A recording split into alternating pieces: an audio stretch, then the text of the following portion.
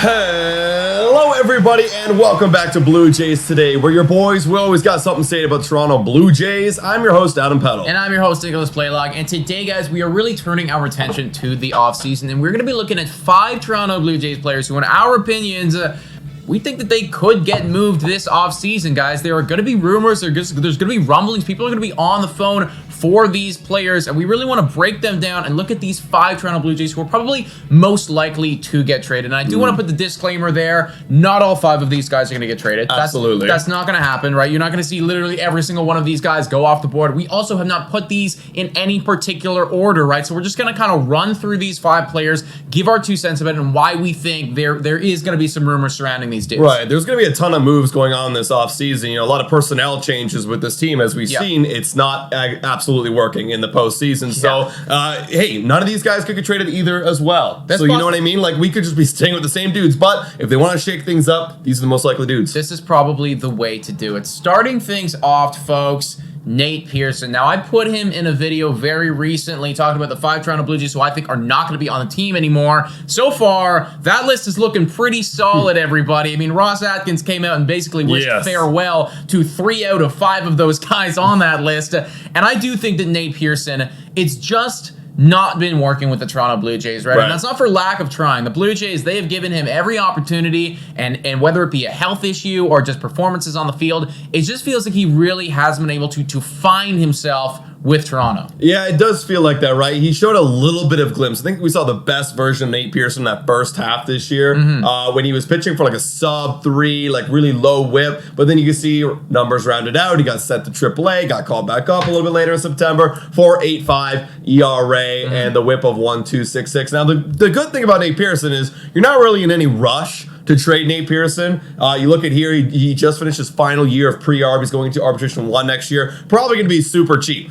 if we're going to be honest. Probably going to be around $1 million, maybe even $900,000, probably almost the bare minimum. So, you know, for me, it's not like a need to trade away Nate Pearson. If someone comes knocking, I wouldn't say no. Maybe they're knocking for some potential right there, and we're willing to give it up because he really hasn't showed it to a full season. But hey, if we don't trade him, hey, we got 3 more seasons. He could be an up and down kind of guy that we have control over for the Toronto Blue Jays in that bullpen. Yeah, the way that I look at Nate Pearson is I think that he's still a guy based on his contract that does have potential. I just think that the Toronto Blue Jays, if you're looking at it, this is not working out for you. It doesn't mean that it's not going to work out for another team. So when you are engaging in those trade conversations, he's probably going to be a name that comes up very regularly, but somebody that you can throw in or that you can add on to the deal. You also look at our bullpen. Our bullpen is pretty stacked. And even though we are going to be losing Jordan Hicks, right, and Chad Green, maybe, he does have a club option, so we don't know what's going to happen there. Most of the guys in the bullpen are going to be staying put, right? So I think that when you have a bullpen that stacked, that elite, you want to keep it that way.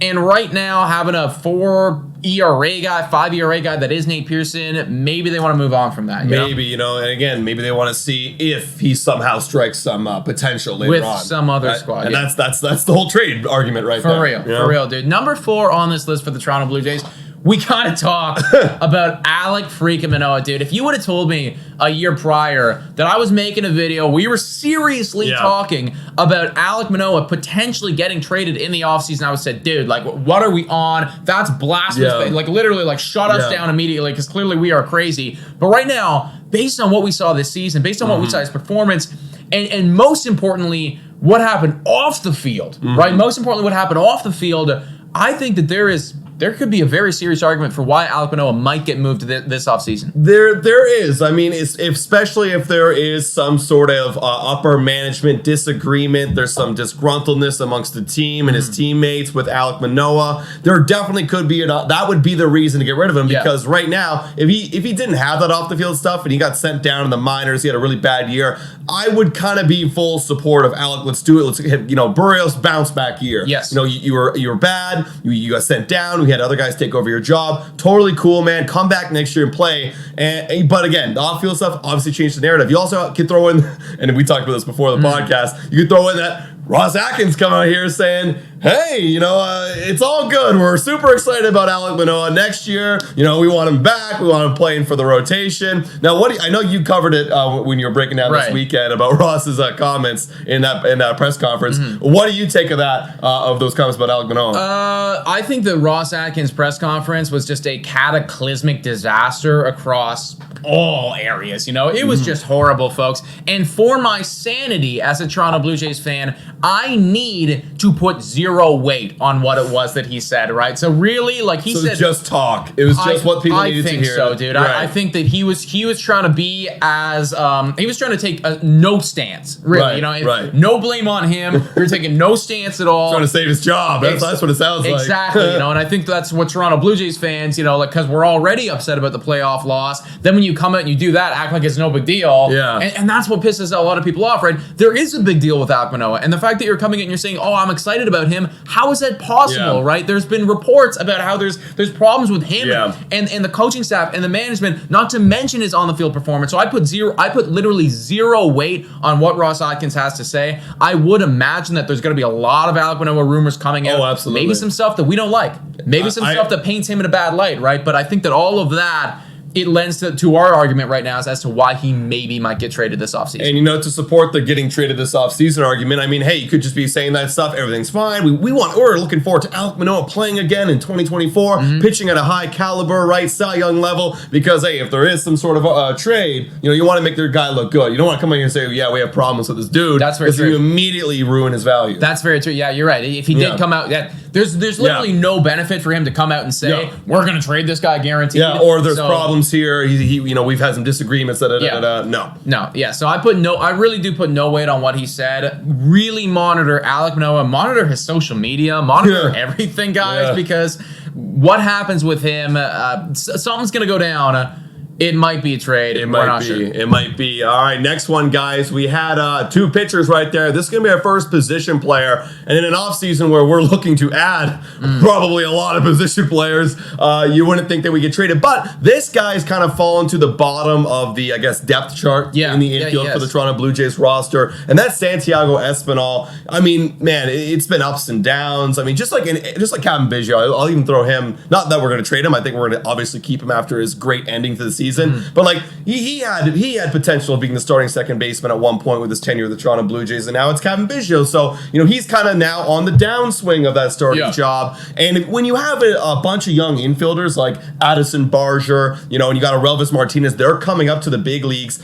Espinal, I mean, hey, we know what you are. You're good. Maybe some other team out there will pay to have you start every day second base, which you can for many MLB teams out there. So maybe we send him off, try some new faces in this clubhouse. Yeah, I like how you were talking about how, yes, it's kind of been a roller coaster of who's winning that second base job. And right now it's Kevin Biggio. And I think for Santiago Espinal, he's just found himself at the bottom of that roller coaster at the wrong time, right? Yeah. If this was last offseason, we wouldn't really be talking about this because there's nobody else to fill in that job. But because you are at the bottom right now, and there's so many other young guys who really want to come up, who have a lot of potential, who could play your role, I think that's why you're going to hear his name pop up a lot. He might actually be, in my opinion, out of everybody that we talk about on this list, the most likely. And I would actually bet I do think he's going to get traded. I would say for sure I do think that he's going to get traded this offseason with all the prospects coming in, with the fact that Kevin Biggio looks really good, all of that. I think Santiago Espinal's gone. Yeah, I mean, you could make an argument too. I'm trying to play devil's advocate right here. There is no Matt Chapman. Are they going to go and get a new third baseman? He's the only guy that really can play a good, solid third base. You have Kevin Biggio, of course, but then there's the argument: who's going to play second? Yeah. Right. So there's Espinal. So you could make an argument the young guys, or either go and find someone. But there is a reality where he stays. But I think if they want to kind of switch things up, maybe there's a deal out there for him because again, he's got 3 years left on his. He's going into arbitration 2. Yeah. He has 2, 3, 4 coming up. So if someone's saying, hey, this is juicy, we can get this guy, we'll send you this really good pitcher you like, or maybe a bat with some thump, or another third baseman potentially. That could be, I could see a reality of that happening. Completely agreed, dude. Fourth guy that we wanted to talk about here, everybody, that might get traded by the Toronto Blue Jays is Yusei freaking Kikuchi. Now, time for a quick shout out to Betway. Betway is the best place to make all of your sports bets on all of your favorite teams. Betway is also in collaboration with iGaming Ontario. Must be 19 years older to participate. And guys, please bet responsibly. Now, back to the content. Yusei Kikuchi,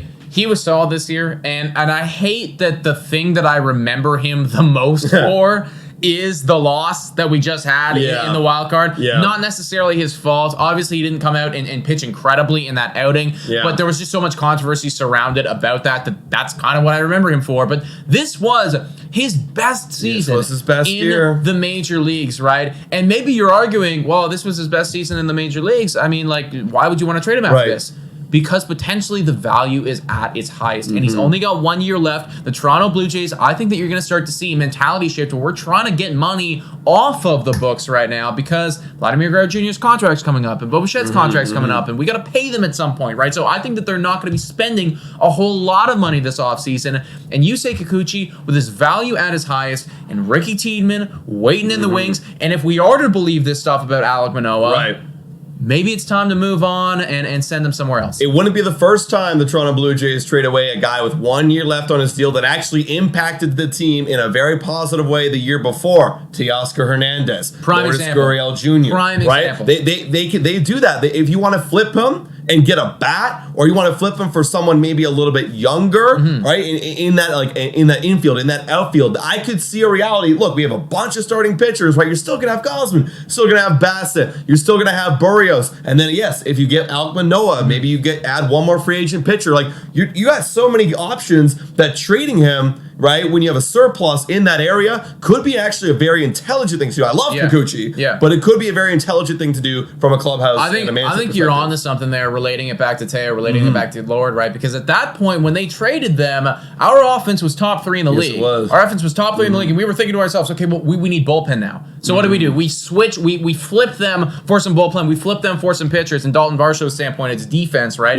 But I think you're looking at the team right now, you're going, well, we have great pitching, we need bats. Watch, then we trade we're going to do it again. It's like, no, our pitching sucks. Literally. No. It's a constant struggle with this team, right? But it does feel like that's the way they operate, right? It's like, well, we have a surplus right here, same with the catchers, right? Same with the we catchers. have a surplus at the catching position, we wanted better defense, we're going to trade one of them away. We have a surplus at pitching right now. Yusei Kikuchi's value is at its highest. He's got 1 year left, and you have dudes waiting in the wings. I think it makes a lot of sense. I think so. All right, guys, last one, and please hold on to your hats, folks, because this isn't, again, a guarantee. We don't think it's going to happen, but some articles have already come out and talked about this guy potentially being traded, and that is Vladimir Guerrero Jr. Now, you look around the Toronto Blue Jays team, there isn't a whole lot of core guys that you really want to be trading. The only one could be Vladimir Guerrero Jr. Why? Well, he's got 2 years left. We have 2 back-to-back quote-unquote disappointing seasons for someone who literally came runner-up in the MVP in 2021. So if he's not really hitting his ceiling, he's got 2 years left.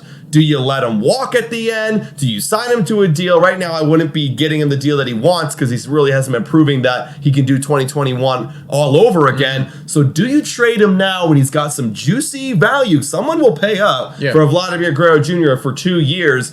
What do you do? What do you do, Nick? I think it's very possible. Before I give my full opinion, I do just want to credit this quote right here coming in by the Brady Farkas show, saying that I think it's something that they now need to consider, right? And I think that's the most important thing to take away from this. In years prior, you bring up a Vladimir Guerrero Jr. trade, people laugh you out of the room. People say, "What the hell are you talking about, man? Like this is the guy that we're building around. We're going to give him $300 million. We're going to put a statue of Vladimir Guerrero Jr. in front of Rogers Center, right? This guy's going to be great for us. We're going to retire his jersey." That conversation, that's no longer happening. And based on the way that he performed in clutch moments in this season, and I mean the wild card series and everything like that, I think you got a lot of bitter Toronto Blue Jays fans, and I think that you're looking at him and you're going, damn, like, are you the guy that's going to be the core player? Like, do we want to build the franchise around you? And I think that you're really now starting to have those thoughts about, well, we got a bunch of other young guys coming up now. We got a bunch of top-tier prospects that are going to start making their debut. Vladimir Guerrero Jr.'s value will not be higher than this in his current time frame of contract that he's on. maybe we need to start entertaining those conversations. Right. And it's tricky, right? Because if you trade away Vladimir Guerrero Jr., what the hell is your offense going to be now? Because if you still look at it, forget the expectations that we had on Vladimir Guerrero Jr., he's still a good player, right? Like, I still want a guy driving in 90 RBIs and hitting around that 800 OPS and hitting 20 bombs, and I still want that player on my team with a good batting average, all that kind of stuff. If we forget that expectation, why would I ever trade away Vladimir Guerrero Jr. and why? It's because of his name and what people think around the league of Vladimir Guerrero Jr. You think he could at any moment spark and like really carry your team, carry that offense for an entire season and bring it to the playoffs if you're a competitive team. So for me, I don't think it's going to happen. I think that, you're going to hear offers. Like always, people are going to be knocking and ringing, to hear about what's the offer for Vladimir Guerrero Jr. What do you want for him? But I think you've got to ride with him until the end because, again, he's still a good player. And in Blue Jays' current situation with our offense, we can't be giving up any bats. Well, I mean, I'll throw this name out to you guys because this sounded blasphemous at the time that it happened, and maybe it still is a little blasphemous. Mookie Betts. Boston Red Sox had an extremely competitive team, probably more competitive at that point with Mookie Betts than ours is right now. They had a great lineup, they had everything, but they decided that their franchise, the way that the direction that they wanted to take their franchise was not going to be with that player. And they traded him away to the Dodgers and they paid him all the money in the world and got a bunch of prospects in return. I'm not saying that that's the direction that we are going to go in, but this is something that is very possible in the league when you only have 2 years left on your deal and you're not necessarily being the guy that everybody thought that you were going to be. These conversations are going to happen, man, and I would not be surprised in the slightest if some scary reports come out with the Toronto Blue Jays actually getting on the phone and talking about this. And here's what's crazy about Mookie Betts. I mean, he was better. He was way better when they traded him. He was way better. And they got like a couple good prospects, but Verdugo's the one guy that pans out, but he's just an average dude. Yeah. You know what I mean? He's nothing special, so you're really not going to get a ton. It's a roll the dice type of thing, man. And I credit that quote again. One thing that they talked about was the direction of this team could be shifting this offseason, right? And it might not necessarily be a direction that we want to go. Well, we're going to have to wait and see, guys. We're going to be covering all of the Blue Jays offseason's free agent news, rumors, trade rumors, all that right here on Blue Jays Today. All right, guys, what do you think? Leave your thoughts in the comments down below about all these Blue Jay players that could be traded this offseason. Is there anyone on this list that we missed? Let us know. Also, $3 a month become a Patreon member. Shout out and thank you to every single one of our current Patreon members and the YouTube members as well. All of you guys are so appreciated. Also, massive shout out to all the support that we've been getting on all the videos recently. I know the Toronto Blue Jays just left. Everybody is just like trying to figure out what's going next, but we appreciate every single one of you guys for coming, tuning in, liking, subscribing, man. 20,000 subscribers on the way. Soon, guys. Thank you so much for watching. And as always, go Jays, go!